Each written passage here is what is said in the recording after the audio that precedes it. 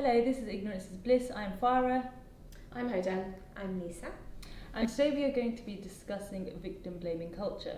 So the reason we're talking about this topic today is because a few days ago in Pakistan there was a case where a lady was raped in front of her 3 young children. So this lady, she's a Pakistani female, she's French national, and she was travelling on the Lahore motorway, and this is a route that she has taken many times before, so she's quite confident taking this route. She was coming back from a friend's house, and then she realised that she didn't have enough fuel to get her through to get her home, right? So she called a relative and informed the relative that she's not going to have enough fuel. Can you come and help me? The relative was a few hours away, so the relative advised her to call the motorway police. So that's exactly what she did. She called the motorway police and they said, look, we can't come to you straight away because it's out of our jurisdiction, but we will be there in due course. So as she was waiting, 2 males approached her car. They were armed with guns and they had sticks with them as well. They threatened her, they smashed her windows and they dragged her out the car and also dragged her 3 young children out the car. They then dragged them to a field and the female was raped multiple times in front of her 3 young children. 2 days later, the police chief who was in charge of the case went on national television and started asking questions such as why was she travelling alone, why was she out at 1:30 in the morning, why was she not with a male, etc, etc. So essentially he was blaming the victim. This lady has just been raped multiple times, no fault of her own, and then you've got the police chief asking these ridiculous questions. And the issue is this is something that we have not just in Pakistan but all over the world. So because of that, there's been mass protests in Pakistan. The Pakistani Prime Minister Imran Khan has also spoken out and he has called for zero tolerance when it comes to rape and sexual assaults. My reaction to the story is one like I totally sympathise with the victim, and I hope that she's all right and her kids are all right. But the response from the police chief, I think, is shocking. Yeah. And one that shows a total lack of empathy. I don't know why he would think that those were appropriate questions to ask. Yeah. He should be asking. The question he should be asking first is, how is she? Let's make sure she's okay. And second of all, let's get the perpetrator of this crime. Yeah. What can we do? Yeah, just a quick update. The police officer did apologise, Yeah. and one of the males has been arrested, but so far they're looking for the other one. Yeah. So I think the purpose of any criminal investigation should be justice and seeking of justice for victims. So you're absolutely right on that. Why are those the questions? The questions should be redirected so that the focus is on finding perpetrators. The focus should be on seeking justice and healing for the victim, not about blaming her or blaming the victim for being out at 1:30. Yeah. I mean, and she was in her own car, and while she was waiting, her doors were locked. So what else is she supposed to do in that situation? But also what's interesting is her behaviour didn't break the law. So being on a motorway at 1 a.m. or 2 a.m. isn't illegal behaviour. Exactly. So that doesn't need to be questioned. So what should be questioned is the crime that's been committed. Yeah. So I think it's really interesting just the focus that's taken and how that can have really long-lasting effects, I think, on this woman, her children, and the community at large, because I think then other women naturally feel as though they won't be supported. Exactly. Well, the good thing is that a lot of females and males have spoken out. Yeah. So lots of prominent celebrities and figures in Pakistan and worldwide, I would say in general, have spoken out. So, some people may take this as an opportunity to look at something that's happened in Pakistan and say that this is a barbaric crime committed by... Yeah, I mean, it is a barbaric crime. Committed by uncivilized people or groups of people, which is ridiculous because the same crime happens in Western societies and has happened in Western societies, and really not much is different about the way it's handled.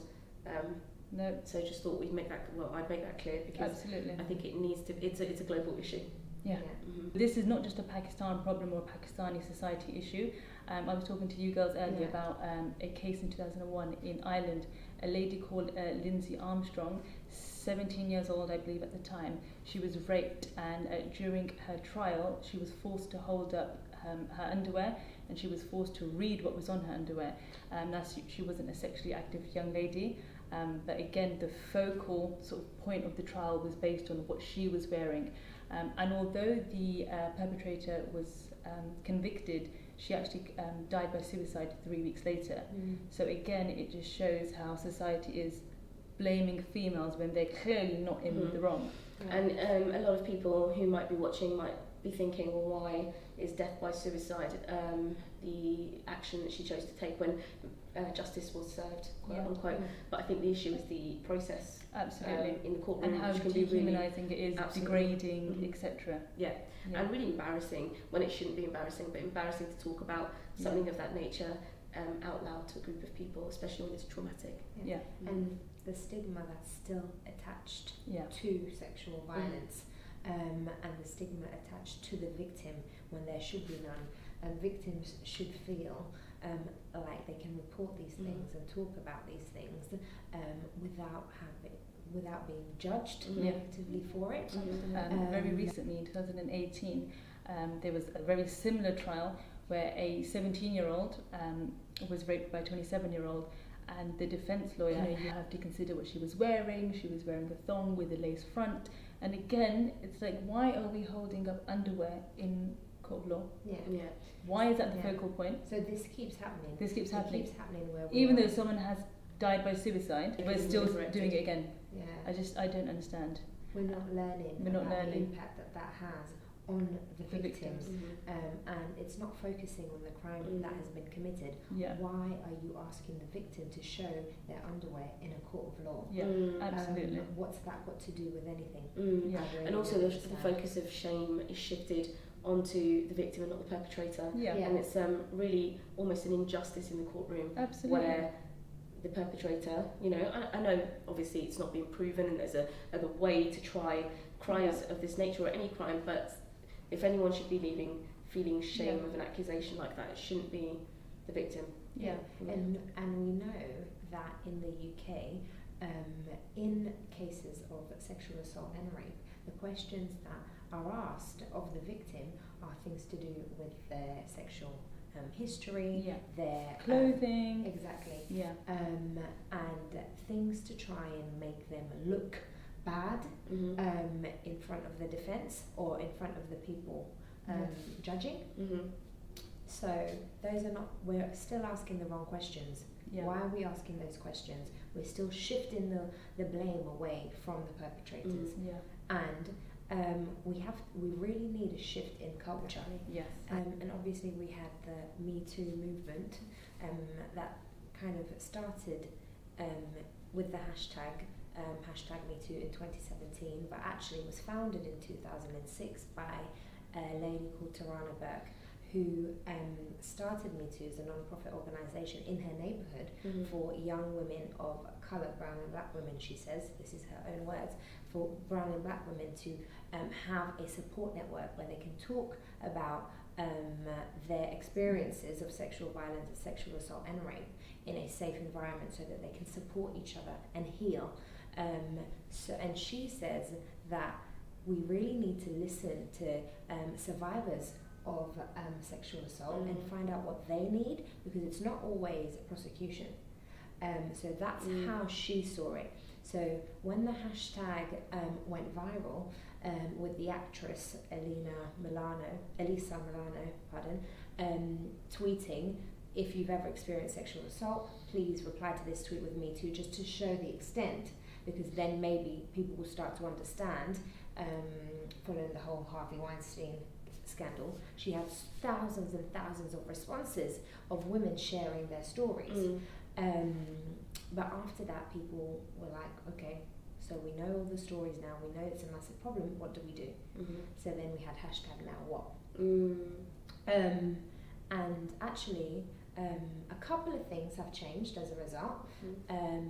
For instance, in the US, there were 300 odd celebrities or even more public figures that donated to the Time Is Up fund, and that fund was for people who wanted to access legal aid and wanted to go down prosecution lines to prosecute their attackers. And they found that they were getting so many women from low income industries that were trying to access the fund, and it was cases going back decades as well. And so what they would do was provide lawyers to help support those women. Yeah, that's really interesting. And you were talking about Alyssa Milano, and obviously she's a celebrity, and she's been quite vocal about how hard it has been even for her to come out and to talk about it. And that just is, I think, testament to just how difficult it is. Yeah. She's already a public face, which lots of people know as quite a strong figure. And if she obviously was finding it really difficult, you can understand how the average person absolutely feels. Interestingly, we were looking at the statistics, weren't we? And even though in the UK reported cases have gone up, rape and sexual assault cases have gone up, actually the prosecution of them has fallen dramatically, which is really interesting. So that makes me think that because of the metoo movement and other movements like that, there's been a surge of women who actually have been empowered to try and do something about it. And what's happened is, because of probably a lack of evidence or whatever, the conversations that they've had with law enforcement, or police officers at the time, has probably meant that it hasn't landed in court. So there's another issue, there's another obstacle there. So in terms of like prosecution and things like that, how does that look like? What does that look like in the UK? Do we know? Yeah, I mean, it's interesting because, in the UK, the way we get our crime statistics is from the British Crime Survey, which is obviously not a comprehensive survey because that only deals with recorded crime, and a lot of crime isn't recorded even when it is reported. So there is a dark figure of crime, and interestingly, the dark figure of crime is quite large. And if you think about the number of crimes that aren't reported, there's a lot of crimes, and a lot of those crimes are actually sexual assaults or rape crimes, etc. So the situation isn't that much different actually, and the way that the British government tries to deal with that is by sending out victim surveys, and victim surveys are a way of trying to recover that dark figure of crime. What's interesting is that even if a victim is to say that they have been a victim of sexual assault or rape on a survey like that, it doesn't lead to prosecution because they're anonymous. So there's actually nothing to be gained from writing about something traumatic, apart from, again, re-traumatising that the person who's writing about it. It's only sent to about 50,000, small sample of about 50,000 households in the UK. And if you think about all the issues with questionnaires and social surveys, it's not going to produce any uncovering really of the dark figure of crime. So, and especially in cases that we're talking about, because why would somebody choose to put that kind of sensitive information on a questionnaire that A, they know isn't going anywhere, and B, it's just not going to end in any form of prosecution. So I don't think the situation is different. And a lot of women, even when they do report it, are told that it's not going to be recorded because there isn't evidence. And so I know obviously that might be true and it's hard to prove, for instance, but it should be tried, because the burden is not on the victim to find evidence. They should be able to tell their story. The criminal justice system is there for that reason. So in 2017, after the metoo hashtag went viral, after a few weeks there was a bit of backlash because some people, such as Jordan Peterson, felt like the hashtag was being used as an excuse to vilify men. He was saying that this hashtag is just being used to stop men from expressing anything or make them feel uncomfortable to express any kind of vaguely sexual behaviour in the workplace. So is he trying to say like boys will be boys, and they're not trying to be overtly sexual, or they're not trying to offend anyone, but that's just natural boy behaviour? I think he's trying to say the equivalent of, oh no, now we're it's political correctness gone mad. So now we can't say anything. Because to me, he needs to listen back to that, because the workplace is not the place for that. Exactly. So I just find that bizarre as a counter argument. Especially the context in which he's used it. The workplace is not the place for that. It's people go there for professional reasons, and that's it. And you can have banter, but this whole boys will be boys, I don't buy that at all. I think that's ridiculous, because if you're offending someone, realise the banter is risky in the workplace, and certain banter is risky because you don't know. There's a fine line. And also you don't know how people are receiving your banter. Yeah, that might make we can't just generalize and think that everybody will take it as a joke or think it's funny, where it might actually make someone very, very uncomfortable and feel unsafe. I just think it's risky and shouldn't be used in the workplace. And even if somebody, the person that you're talking to, does find it to be banter and they laugh along with it, there are people in the area that might not. So it's not the place. And I think actually, in light of like these kinds of conversations, you're taking an incredibly big risk here. That doesn't need to be taken. People need to sort of change their way of thinking a little bit.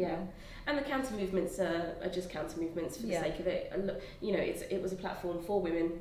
It was a safe platform for women to be able to share their stories.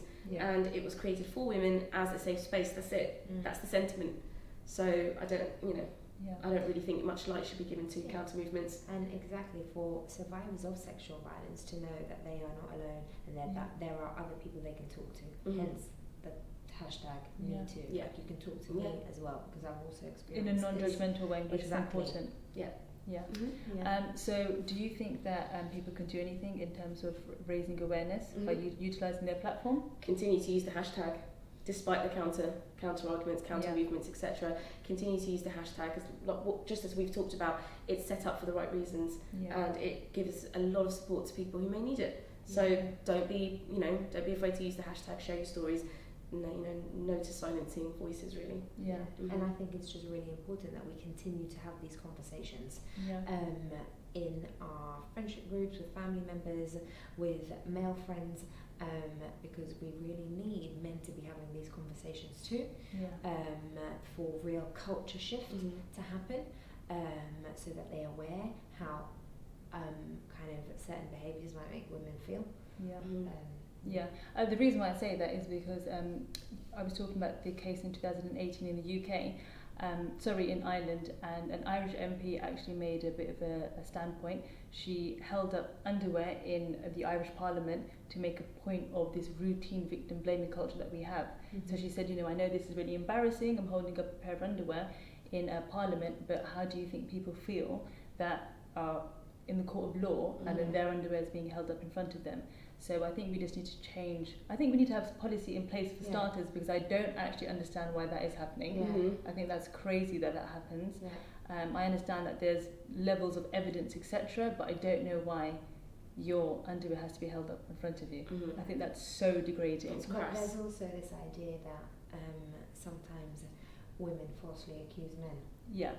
But statistically speaking, that's a very ridiculously minute figure, isn't it? And they're prosecuted. So if that is the case, they're then going to be prosecuted. So I think when people try to divert the attention by saying, women are making stories up or whatever, they need to look at the statistics. Absolutely. Okay, let us know what you think about victim blaming culture. Why do you think we have it? And what can we do to change this misogynistic rhetoric that we have in society? Thank you very much. Thank you, guys. Bye.